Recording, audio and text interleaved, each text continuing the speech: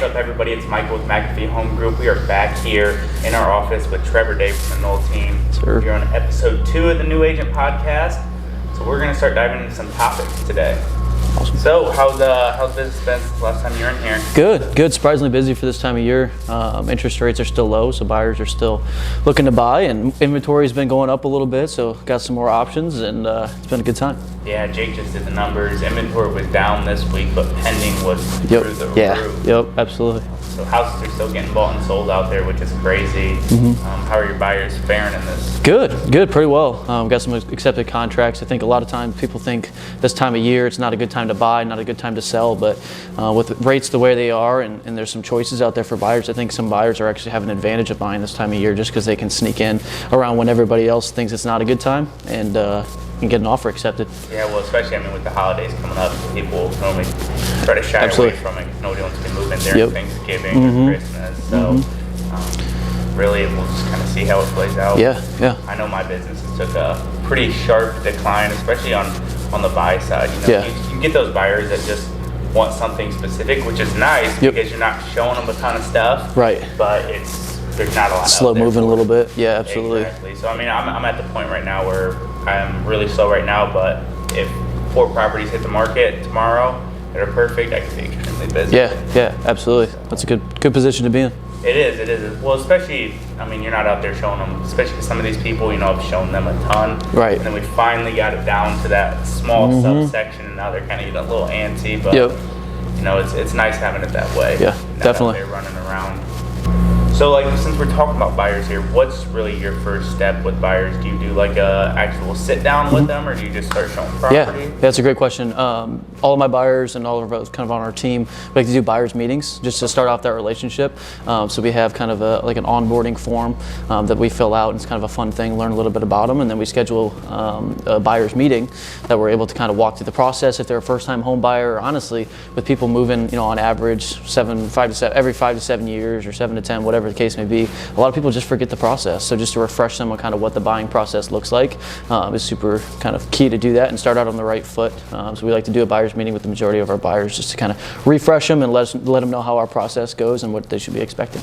Yeah, no, that's awesome. I know there's kind of a split room when it comes to that with actually doing the buyer's consultation, just showing the first one and kind of lumping in there. Absolutely, and that's something I just did actually this week too. Sometimes it's all right, we need to do a buyer's meeting, but then property comes up and it's only going to be there for a little bit, so you're all right, let's do the buyer's meeting at the at the home. So it's definitely something that we do too, if that's the case.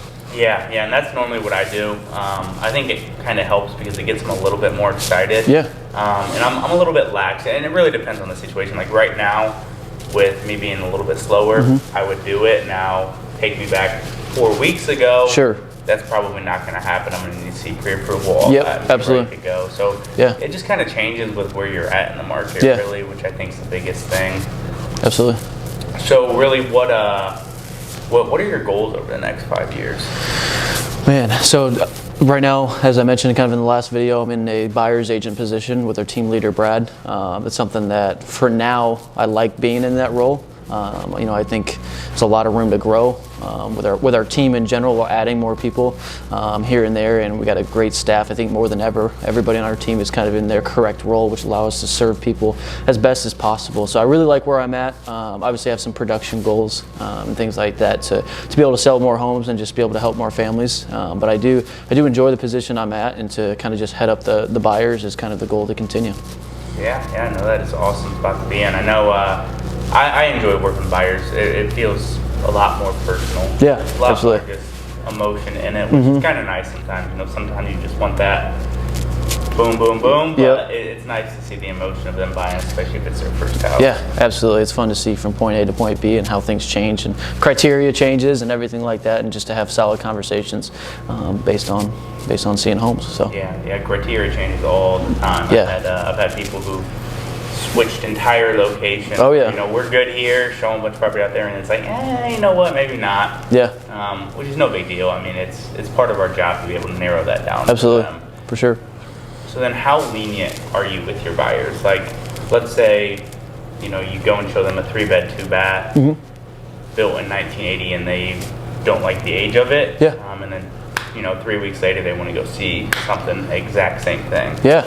I mean, it's totally kind of up to the buyer. I like to try to just build the expectation of, hey, what you think you know what you want, but as you get in more homes and as you see more options, it may change. So that's what we always say. We, initially setting somebody up on a portal on the MLS or something like that, like just let us know if you have a criteria change so we can switch that, because honestly, the more homes you get into, the more you realize what you do and what you don't want. And sometimes what you don't want, knowing what you don't want is more important than knowing what you actually do want. And so it's it's definitely something that constantly I try to I try to tell people to just, hey, never stick to one thing, be open-minded, especially in a market that has 400 homes for sale or around 400 homes. Criteria might have to change a little bit. Yeah, no, I definitely get that. Now when it comes to showing houses, do you, if they go and see 10 houses and make 0 offers, kind of what's your next step after that? Yeah, it's a great question. There's definitely, times where that has happened. Where we're seeing homes and nothing's really, coming of it, no offers and things like that. And that's when I kind of just try to sit down with the buyer and just say, hey, what have you liked so far? Because the more homes you see, the more you try to place together in your head. I really like the kitchen from this house. I like the backyard from that house. And, they try to create the perfect home in their head, and just building that expectation of, hey, that perfect home may not exist. You may have to sacrifice on something, but it's still going to be a really good fit. So that's just what the dialogue I like to have with them. Okay, as far as kind of sit them down, go back over what they want. Yeah. This is where we started. This is where we're at now. What have you liked? What haven't you liked? Things like that, to try to just get them seeing something different or just starting to like what they're seeing currently. That's awesome. So what's the most houses you've shown a single buyer? Man, I would say probably somewhere in the 25 to 35 range. So that was kind of over a long stretch, because you were just talking about before, kind of buyer specific. Some people really like, they really want land, and so maybe it's here and there you show, but then 5 come up. So yeah, I would say probably that's probably the most ever. I think it was first time home buyer couple too. So they really were curious on what they wanted and found out and stuck to it, and sure enough they got one and they're happy there now. But that's awesome. That's awesome when they get that. Just the one, that's all they need is one that makes sense. And that's something I try to really push into my buyer, just like, I'm okay with you guys being really specific. Right. We can go see houses, but you have to be able to pull that trigger once that one comes. You Absolutely. Have to be able to make that strong competing offer. As long as you're okay with doing that, I'm fine with that. Absolutely. And sometimes for me, I try to tell them, and it's kind of funny, sometimes I say I play more sales prevention team than I do sales team, just because I want to make sure it's the right fit for them. Or if I see them skewing away from the criteria earlier just to settle, because I'm really excited to get a home, I just try to sit them down and say, hey, this is what you told me in the beginning, and this is where you're at now. That's fine if that's what you want, but just think about how well that really is going to fit your situation. Yeah, I actually had something very similar to that happen. So I had a couple come up here from Florida. They, look, and they're staying in an extended stay, and they're comfortable. So, they're getting a little antsy. Get into something, and we went and saw this house over there in Oakboro. And it was a lot of things that they said they didn't want. Right. I reminded them of that. She was like, nope, really like it. They ended up buying it. A month later, I get a phone call that, hey, let's sell this thing. Yeah. So we ended up doing good on it. They were very happy with me. I mean, it was nothing on me. They just realized, hey, this isn't going to work for us. So we ended up being able to get them out of that with very minimal losses. Yeah, that's good. That's awesome. And they bought again, which was nice. But thank goodness in this market you can do that, right? I mean, there's appreciation even over 30 days. So it's a good time if you need to make a mistake of buying one or realizing it's not fitting and selling it, it's going to be a little bit easier. So that's great. Yeah, exactly. And I mean, it was a really terrible feeling when they gave me that phone call. Sure. Hey, we want to sell this. And I'm like, well, that's, I don't know. It makes you feel like you did something wrong. Where in reality, I'm just playing through everything in my head. I'm like, I made sure to mention, it had a basement, it was older. Absolutely. A lot of the things that they didn't want, but. Sounds like you built the expectation just fine, and that was a decision they made. So. Yeah, exactly. I mean, they're still very happy with me, and they're loving their new house. So I'm just glad to be in that. Yeah, absolutely. So do you have any crazy buyer first time meeting a buyer stories or showing stories? Yeah, actually, just last week for the first time. This is one where we got a call from somebody that just scoped out a property, and we were going to check it out. And so we were kind of doing the buyers meeting at the place. So it was the first time I got to meet them. They were looking to. It was actually the parents were going to buy it for the son, and then they were going to do a buyback. They're going to do a buyback after that, so you could go to school in a local university. And we were in there, and we rolled up to the house and met them. It was a good time, and I went around the back where the lockbox was, and I noticed there was a van in the alley, and I'm like, all right, well, that's, it is what it is. There's a van there. Maybe they just have a second car. And so went up to the lockbox and realized the door was unlocked. Well, I don't know about you. Whenever I enter a home, I pound on the door, and I'm like, hello, realtor. Yeah, really, yeah, exactly. So that's exactly what I did, and didn't hear anything. And so I'm showing the main floor. We're going through the main floor, and as soon as I turn around to the stairs, I'm like, all right, let's check out the upstairs. I look up, and I hear dogs walking around. And I'm like, oh boy. So I said, all right, guys, we might want to step out for a second. There may be somebody, or at least dogs loose upstairs. You never know what's going to happen. Sure enough, I look up. By the time I had said that, these dogs are charging right at me, barking. God. So we came in through the back door. So the front is still dark because I had to flip on the lights quick enough. And so I'm a tall, dark figure standing in the middle of their door. So they were charging right at me. So I got the buyers out. They snuck out the back door. But I'm trying to not get chased by these dogs. Sure enough, bit me in the back of the leg. Ooh. And so I had to get them off and snuck out the back door. But that's probably the craziest thing I've had is getting bit by a dog that was pretty big. So wow. That was just last week, so that's kind of funny. So then how'd that play out between like you and the listing agent? Or like it was fine. I think it was just a little bit of miscommunication, or maybe I think the seller might have been actually upstairs. Kind of glad the dogs came down before I ran into the seller because it was early morning showing, so chances are they may have been asleep.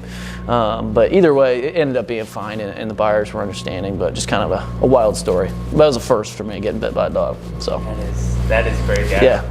Yeah, it's kind of frightening. That'll wake you up on a Monday morning at 9 a.m. Oh, I bet. Whew. Did they end up making an offer? No. They were like, let me know if you want to reschedule. And I was like, they may be a little bit traumatized from these dogs. They said we might want to skip this one. So they did get a house though, same day. That's awesome. But yeah. That's awesome. I think probably my word was I went in to a showing and the seller did not communicate, and there's like 3 crying babies. Just chilling on the couch. Yeah. And you're like, well, we're gonna do this, or we're just gonna probably reschedule. Yeah, I was like, we gotta show you that. Oh, okay, we can leave real quick. Oh, there you go. At least you got the show. Yeah. They ended up liking it. Then you feel bad, right? Because you got to kick the babies out. Yeah, exactly. It never goes how you want it to. Yeah, but, for sure. It's just how it is. So I thought you were going into a different segment there with that parents buying the son thing. Oh yeah. So I actually had an issue earlier this year with a guy who had a fake pre-approval. Yeah. Really, man. Yeah. So there was a mass text that was sent out. Yes. Yep. That's crazy. What a small world. That's crazy. So he was, but you weren't the first then. He tried to fool a couple people then? There was kind of the way it went, he had called in on one of our listings. Yeah. Oh, okay. Yep. Which anybody can do. Yeah. I mean, the sign's right there. You can just call in. So he called. Jake sent him over to me.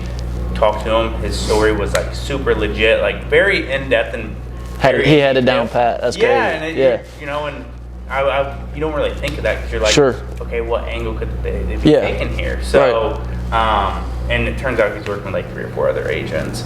So, we had talked, and then he like ghosted me, said he was working with somebody else. I was like, no big deal. Sure. It's what it is. And then about 2 weeks later, he reached back out. He's like, hey, I'm firing my other realtor. He just couldn't get me in time and whatnot. Sure. I was like, all right, yeah, let's set some showings up. So had him send over proof of funds. Yeah. Looked at it, very legit paper. And I don't know how you guys do it, but normally I don't call the bank or anything. Yeah, initially, yeah. Like cash, sure. cash funds. Oh, yeah, no, absolutely. I'm like, okay, awesome. We're good to go. Everything looks super legit on it. So then we were going to see a listing, and they had said, hey, please send proof of funds with any scheduled showing. So I sent it over, and then went to bed that night, woke up, and I was in a group text with like 4 other realtors and listing agents like, hey, boom, boom, boom, boom. That's crazy. This is fake. I've received it all from you guys in the past 24 hours. So wow. Yeah. That's wild. So it was not very good on my part, and something I do now more in depth is kind of screen my buyers. Yeah. Oh, absolutely. Especially with, we don't do a lot of buyers consultations where we actually sit down in the office. Yeah. We do a lot of, hey, let's just go see this. I make sure they send me pre-approval or proof of fund first. So, but I mean, it's just scary kind of how easy it can be to be in that situation. Yeah, absolutely. Absolutely. But made me feel better that it wasn't the only one. Sure. Yeah, absolutely. So I was like, Yeah. Wasn't just me. But it's just crazy, like how in depth he was. Like he had it down pat with, kids, parents, names, schools, sporting events, all that stuff, and you're just like, wow. Yeah, that's pretty wild. Yeah. Other than that, I haven't had anything too crazy. It was kind of funny. The people that actually ended up buying that Oakboro house. Yeah. Not liking it the first time, so we'd been talking for like 6 months. They were still down in Florida. They moved up here, and they want to go see a house. I'm like, all right, awesome, let's go do it. We go out there, and he's in kind of like a walker. I mean, he's an older gentleman. So they get him out of the car, and he's on oxygen and whatnot, and I can't get the lockbox open. Oh, jeez. So I'm sitting there, I'm calling the listing agent, trying to get any way to get inside the lockbox. So I'm like, after 15 minutes, I'm like, all right, let's go to the other one, and then we can come back to this one later, get them loaded up, and then the listing agent calls me, and then we got to get them back out. And this is the first time, especially being a younger agent, I think this is where this kind of comes into play, because they're already like, okay, he's young, and then he can't get a lockbox open, and then he put him back in the car and then get him back out again. So not a great first impression, but we worked through it. Yeah, absolutely. No, that's definitely. There's some interesting stories, and we see a lot of stuff, so it's fun to sit down and collaborate and kind of see what everybody's funny stories are. Yeah. I don't think I really have too many. I've had a lot of just kind of like cookie cutter, let's get it done type of thing. Yeah. Oh, yeah, absolutely. But I mean, I guess that comes with being in. I'm actually coming up with my year in like 20 days. Nice. Like that. That's awesome. That's awesome. And you've been in for 2 years? Yep, just about 2 years. Been full time for closer to about a year and a half. While I got licensed while I was finishing up school. So yeah. That's awesome. So you got the Null Team? Yeah, I got the Null Team vest on today. Yep. Yeah. Oh, that's awesome. So what's kind of been your longest closing? Longest closing, I haven't had too many. We had a lot of like rent back situations, so it's closed quick, and then we've had probably given a month, 2 months possession after that. That was really common back in July. Absolutely. It might even be now. I haven't had a lot of buyers who've been really listing heavy, but I know back in July, we were given months back, weeks back. Yeah, absolutely. Especially some of these investors that we work with, they have the ability to buy and then they're not moving in, so you can rent back. A lot of buyers, not everybody's pre-approved to be able to buy before you sell, and so if you're not in that position, which a lot of people aren't, then you can afford to sell your home to somebody and still stay in it and have a place to stay, and then try to go find somewhere to go, which is a great advantage to do so. That way you're a non-contingent buyer at that point. You're more appealing and find something, and it's always awesome to see when that works out. Yeah, no. How have your contingent buyers been? Pretty good, actually. Got one. Yeah, over the weekend we ended up getting one actually in a multiple offer situation too. I think it boils down to just going through terms and the rest of the terms when you are contingent. Actually had the lender personally reach out to the realtor. That helped, and it helped that the home is already under contract that they had in Indianapolis where they were. So yeah, it ended up working out well, but it kind of depends on the situation. But yeah, we've had some success with contingent buyers, especially when the market slowed down a little bit. It's good to see. Yeah, no, exactly. And I mean, that really just comes, I know we hammered this home last one, but if you're a new agent out there, call the listing agent. Absolutely. See what terms work best for them, because they might take a $5,000 less offer because you're going to give them 15 days after closing. Yep, and that's exactly what we did. We were closing sometime in mid to late December, and they're going to have possession through almost the entire January, and that was a massive thing. So that's definitely exactly what you said. Yeah, exactly, and it just works out. I mean, especially if your buyers aren't in a huge rush. I mean, I understand you can't always accommodate that. Yep. They have to go because they're selling. I've had those plenty of times where it gets a little hectic with buying and selling at the same time, but if you can, it's really the best way to go about Absolutely. it. Just being able to ask for those terms and say, hey, we can't go higher, but we can match every other term here. Yeah, just making that phone call and asking what the sellers need as a buyer's agent. That's the first thing I do, whether it's on the way to the showing. Sometimes I wait if they have interest, and right after, get a feel for the situation, where the sellers are going, and how can we best please your seller and write a contract that's appealing to them. Yeah, and I think that also builds a little rapport with the listing agent. Absolutely. It's way better to do that than to just put an offer on paper and submit it to them and text them to see if they got it. So yeah, asking questions is something, probably the number one thing that was drilled into my head, and staying curious. Yeah. In every situation, it was probably the first thing I learned in real estate, just to continue to ask questions, and normally it can pay off later down the road. Yeah, and I mean, from a listing agent, because I've been listing heavy lately, and I mean, anytime I get that phone call, automatically, they go up a notch. Yeah, absolutely. Like, okay, they're on it. They want to really just get their buyers in this. So I think it shows a lot more motivation. Absolutely. That way. And something else that I notice a lot is complete offers. Sometimes it is a rush to get an offer in, but listing agents don't like a sloppy offer. Yep, absolutely. I've seen my fair share. So, if you're a new agent, make sure you just button it up. Something I like to do, I know the part where it says, like, buyer to pay for all things financing except for blank, put NA in those blanks that aren't there. Yep. It just makes it a lot easier to digest from a listing agent standpoint. It also shows that you're a little bit buttoned up. Yeah, absolutely. No, that's a great point. I always make sure it's as clean as possible and presentable, and to give you the best chance to get an offer accepted. Yep, exactly. I mean, really, you're just trying to do everything you can to get your buyer's offer accepted, especially in this market. Yeah, absolutely. So sticking with the topic of buyers here, have you had any like one and dones where you've shown them one house, put an offer, and accepted? Yeah, I've actually had quite a few of those. Buyers, it's funny because buyers, a lot of people don't label themselves as a buyer. You don't know you're looking, but everybody's kind of browsing through Realtor and Zillow. So when the one pops up that you're really interested in, the goal for us is obviously running a business by referral and to stay top of mind with somebody. So the goal is obviously when somebody sees a real estate sign, they think of the Knoll team. And so hopefully they'll pick up the phone, give us a call, and check it out. And a lot of times, especially if they're a past client, we'll kind of skip the initial buyer's meeting and kind of just refresh them at the house and get the process, talked about and refreshed, and go in the home, and if they like it, write the contract, and it's good to go. So yeah, there's definitely been quite a few this year that have been one and dones, especially even investors too. Yeah. If the property's in good shape, that they're meets all the criteria, and they trust me that it'll rent, and a property manager, then they go ahead and go for it. Yeah, no, that's awesome. I mean, it's a great feeling when you have that one and done. You're like, boom. Yep.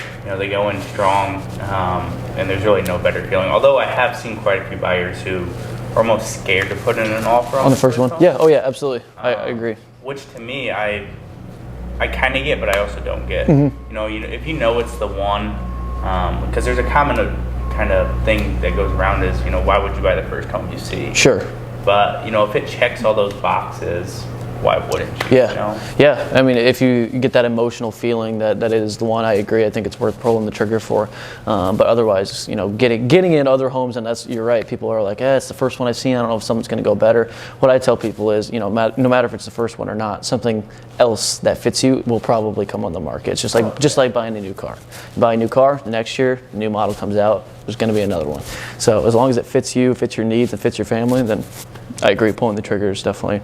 Yeah, I mean, I've had clients come back and say, they put in an offer on it, but didn't want to go as high or as strong because, it's the first one. And they come back to me a week later and say, dang, we really like that one. I wish we would have went in just a little bit stronger. And absolutely. And speaking of which, the new model, I actually bought a gimbal for my phone for recording. Yeah. The day after I got it, geez. the new model. The day after, and I'm like, are you kidding me? It was like an extra $40 for the new one. Geez. Dang. So that was brutal. So what's kind of your daily schedule? We get a lot of freedom with real estate. Yeah, absolutely. Are you kind of like an early morning in the office guy, or kind of what's that look like? Yeah, it all kind of differs. It's case by case. I am not in the office a ton, just because I try to just get to as many homes as possible. A lot of times, even if a home comes up, I do a lot of agent previews, or I do video tours of somebody, working with investors or working with people out of state. Keeps me kind of busy because it's something. Wake up, check the MLS, make sure everything kind of clear, emails, things like that. usually from home or a coffee shop or somewhere a little closer. I live kind of a little bit of distance away from the office, not a ton, but just kind of checking to see what's there and then scheduling some showings throughout the day, and then obviously attending inspections, closings, things like that. So being strictly buyer heavy for me, just trying to get to as many homes as possible, fire off videos, fire off text messages, say, hey, this just popped up, calls I'll do from the car while I'm on the way to those and things like that. So that's kind of what my day looks like. That's awesome. That sounds like a lot of running around. Yeah, it is. It definitely is a lot of driving, a lot of running around, but it's fun. It keeps you busy. That's awesome. So then do you see yourself wanting to move into the more listing side, or kind of how do you feel about that? Or, yeah, do you like the buyers? Yeah, I love everything that has to do with buyers. I love the negotiation process and trying to write, the most strategic, thought out purchase agreement. But I do list homes as well. If somebody comes to me that is a referral or a friend or somebody else that says, Trevor, will you list my house? Absolutely. Okay. I wouldn't think twice about that. But just kind of a lot of my focus goes to the buyer, but that doesn't discount the sellers. They're definitely important and definitely something I'd help out with as well. That's awesome. Yeah. I mean, we're on a little bit more rigid schedule than probably what you guys are, and that's because we're still in that very small building. Yeah, space. absolutely. I'm in here at about 7:20 in the morning. 8 to 10 we make our calls. Yeah. We hammer the phones. Yeah. And then after that it's kind of showings, emails, calls, absolutely, texts, all that other stuff. But and it's really just two different ways you can go about your business. I know you guys are really referral heavy. Yeah, absolutely. Which is great and where we want to be eventually someday. Absolutely. And we're a lot more, a lot of internet leads, a lot of just cold calling. Sure. And no way's right, no way's wrong. Everybody just kind of got their way to do it. Absolutely. I know you said a couple weeks ago you went to a convention there. How was that? Yeah. So we went to Nashville, and our entire team actually did. So it was kind of interesting having everybody out of the office. Gave me a little bit of anxiety, but we had some agents that showed some stuff for us. So we have good connections with. And actually, I was in Nashville at the conference, writing offers from Nashville. So it was a good time. But yeah, we had to kind of go to Buffini and Company had an event in Nashville, Tennessee. Took our entire team, and it was my first Buffini event, and I loved every second of it. Just really good, kind of going over the structure of what the system is and everything like that. It was just a really cool way to get out of the office and kind of get out of the city a little bit with being so busy, but still focusing on real estate, and having that trip as a team was something we've never had before. So learned a lot. Got to meet a lot of realtors. I think there's 1,500 agents there from all over the U.S., and so a lot of them were actually investors of ours that have poured their money into the Fort Wayne market. So I got to meet probably 3 or 4 people that I've worked with and helped buy a home in Fort Wayne for the first time face to face. So it was a lot of fun. That is awesome. That sounds like a good time. It's kind of hard to step away though. Yeah. Oh my gosh. Yeah. It's like I just left for a weekend, and the minute I leave and start driving somewhere, I get phone calls, mutual releases, and you're just like, just one weekend. It seems like as soon as you step away, business just kind of. That's exactly how it goes. That's exactly how it goes. Because I mean, even when I went on a little week vacation earlier this year, I mean, it was still beyond hectic, and I think it's something you learn to kind of balance. Yeah, absolutely. And getting that plan kind of before you leave to see if somebody can help you with showings and take over stuff is definitely something that I've tried to do, just to be as hands off as possible. And obviously having a team helps with other people on the team, being able to step forward and do showings and negotiate and if you need to. But I still like making calls and writing offers and things like that, even if I'm on vacation. But there is a balance, you're right. Yeah, and I think people kind of put a bad idea behind that. Like, you can't work on vacation because you're addicted to work.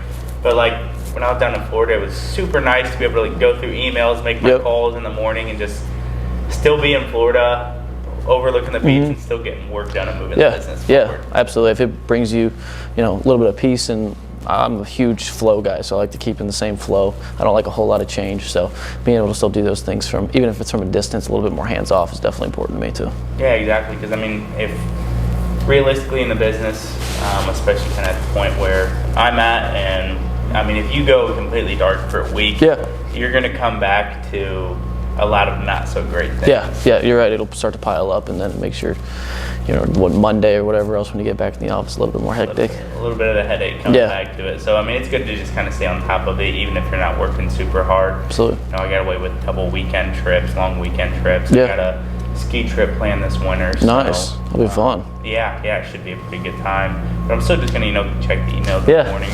Just go through everything, make sure everybody's still in a good spot, because you don't want to leave and then lose a bunch. So we're going to transition here a bit. You know, what's kind of the biggest amount of money you've gotten off for a buyer off a deal? Yeah, as far as inspection is concerned. Yeah, Inspection, repairs. So that's something that's kind of sometimes can be tough in today's market to negotiate. Definitely, you know, it all depends on the situation. I probably somewhere between the 10 and 20,000 range is probably the highest I've got. How much have you got? So 35,000. 35,000. Holy cow! It was one of my first deals. One of my first. Honestly, me not knowing how things worked out in my client's favor and my favor. Really? So we had. It was actually for my parents also, which there you go. You're like A+ son at that point.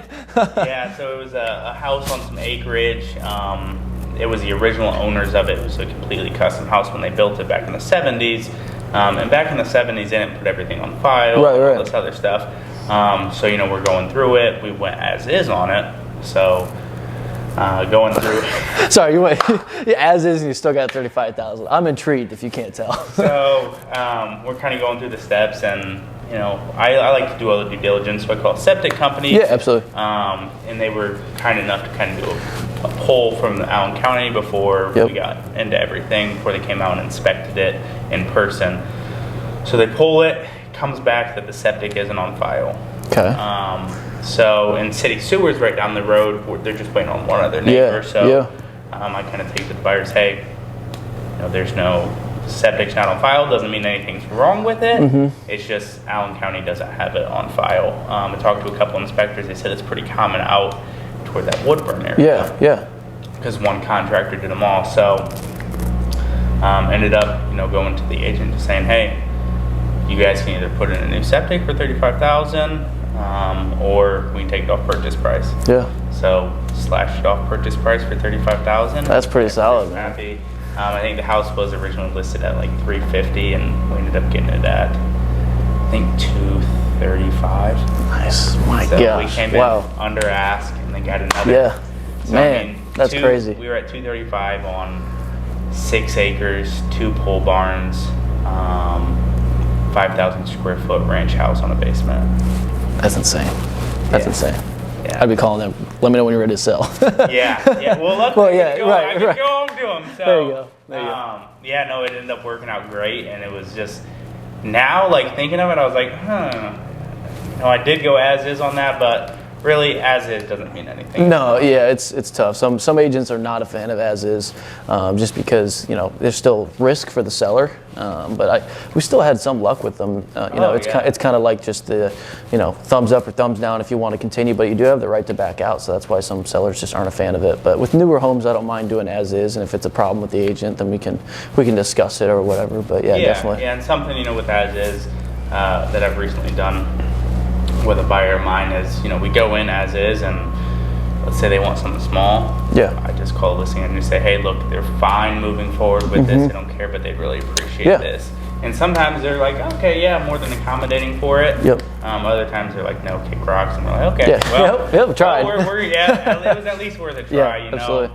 Especially for some of the smaller stuffs, and even as a listing agent, you know, especially going as is, if they're going to bring anything up, it's going to be 1 or 2 things. Sure. You know, and it's not going to be something super small. It needs to be something worth it, in my opinion. Yeah, if you're going to ask that. So. And then, you know, you're not dealing with a million different inspection issues. You're dealing with, you know, one because it did go as is. Yeah. But I do see the advantage there, and sometimes I've had as is where it just goes completely fine. We don't for anything. Yep, absolutely. I've had some of those too. But then other times you get as is, and we get $35,000 off. So that's crazy, man. That was insane, and it was also in a time where I had deals falling apart like crazy, and it was just not a good time. But that was a one win. There you go. Yeah, absolutely. All right, Trevor. Well, I really appreciate you coming in today. I'm glad we got to talk. Absolutely. I think it's good to kind of just go over everything, especially as this market changes. You know, we've seen crazy shifts from May to June to where we are now. Absolutely. Yeah. It's just good to stay on top of it. So again, if you guys have any questions or topics you want us to go over, feel free to drop them down in the comments or shoot either of us a direct message and we'll get to them. Absolutely. Feel free to reach out. Thank you. Thanks for watching. Appreciate it.